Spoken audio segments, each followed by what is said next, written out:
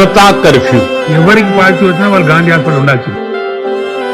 కిందకి వెళ్ళేసరికి ఏమంటే టీవీ చూసుకుంటూ బాధపడితే ఏంద్రా అంటే అప్పుడు కూర్చొని చెప్పా, అమ్మ నేను బస్సులో అరేంజ్ చేశానమ్మా అందరికీ అనగానే ఆవిడ ఏడవడం మొదలు పెట్టేశారు.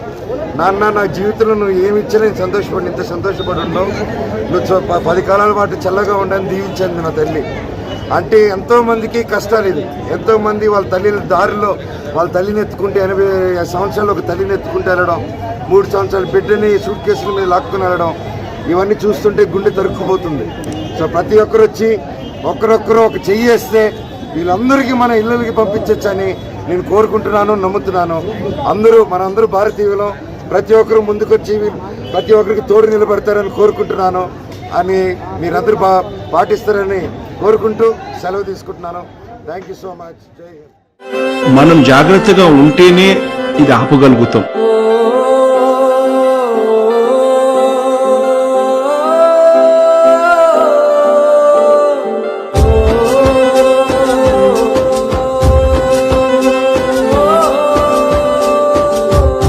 చెదిరిపోకురా, గూడు వదలమాకురా, ధైర్యం వీడబోకురా, అంత బాగుంటాంరా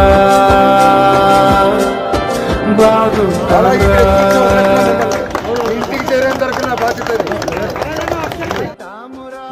సక్కగుంటామురా, చీకటి ఉండిపోదురా, మల వెలుగొస్తదిరా, అంత బాగుంటాంరా.